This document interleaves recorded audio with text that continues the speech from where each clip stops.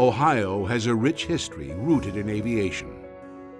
From those first steps by brothers from Dayton to the giant leap by a man from Wapakoneta, Ohio has helped write the book of American aviation.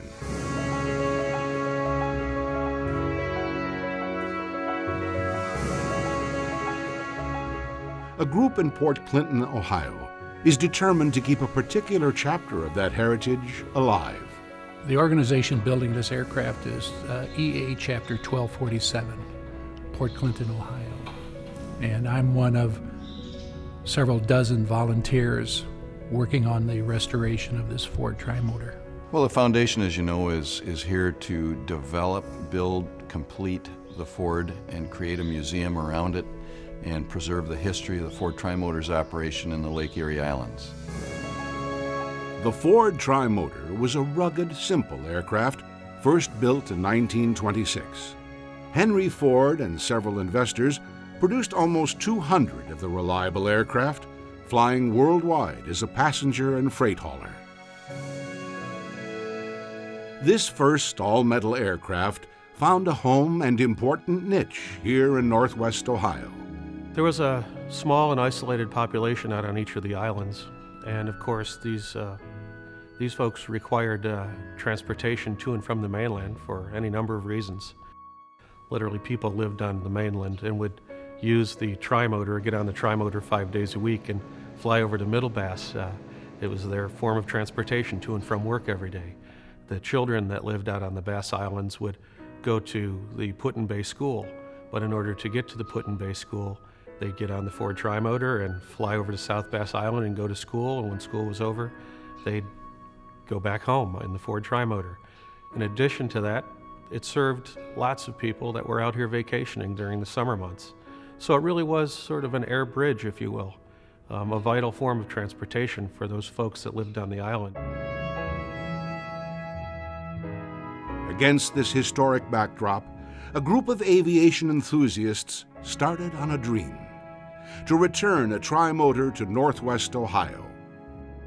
This was made possible in large part by an unbelievable gift. It really started with a chance meeting with a gentleman by the name of Maurice Hovius. And as a result of that, Maurice made an offer to our group that was unheard of. I found a place, Port Clinton, where it was, for years, it was essential to the people on the mainland and the people on the islands. And that's the sort of thing that makes the hair raise up on the back of my neck, because I'm interested in that kind of history. He suggested that if our volunteer group would provide the labor to build a flying Ford, he would provide the expertise, the fixtures, and almost all of the raw material. We accepted the offer, and from there, several months later, a truck pulled up with some of the fixtures that you see here. We knew that this gentleman's offer was for real. And from there on, it's just been working, putting this thing together, piece by piece. It's going to fly. When we talked to Maurice, he did not want to build a static museum aircraft. He wanted an airplane that would fly, one that we could demonstrate to the public the value of this historic artifact to the public, and bring back some of the romance and some of the understanding of how air transport started. And this really is a once-in-a-lifetime opportunity. It is an enormous project, and we've been told there has never been another attempt in the United States to start from scratch, not to restore something that's already built. This thing is very large, and there are thousands and thousands of rivets, thousands of holes to be drilled, thousands of holes to be deburred.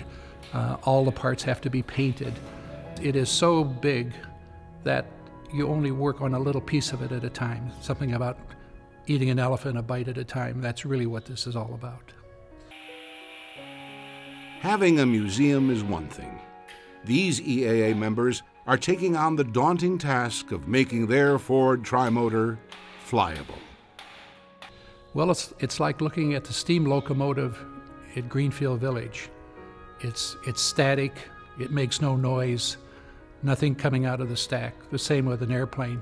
Obviously you can visualize what it must be like, but it's very different than being in the airplane, taking off, seeing this lift off from the ground almost like a magic carpet, because the takeoff distance is very slow, deliberate, and it just rises. And everybody who flies it, when they get off, will have a big smile on their face. So it's something that has to be experienced. When you fly in a Ford Trimotor or you walk around one, you're actually stepping back in time. And I think it's important historically in all of our endeavors that we have access to the past. And what we're doing here is a very, very special thing. It touched so many people's lives from the time they were, say, 5, 6, 7, 8 years old to the retired old people today. They still come to me and look at the airplanes that we're restoring, and they cry because the airplane meant so much to them in their lifetime.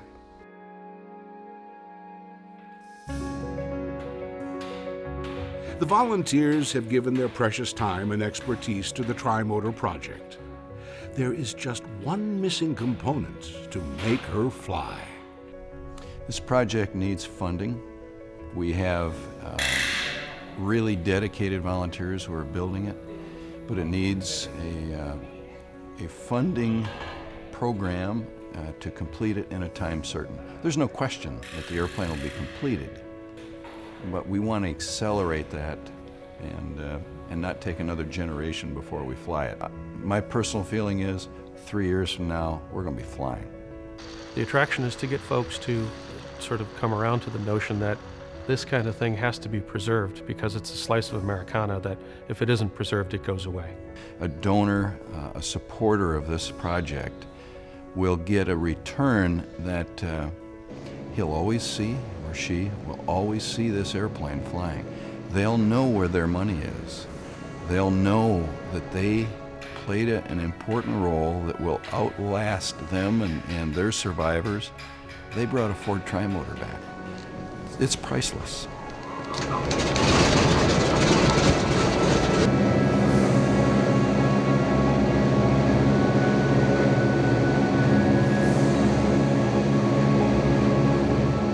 You have to build one because they belong here in Port Clinton. And it's only right that a Ford Trimotor come home. And this is home. They were here forever.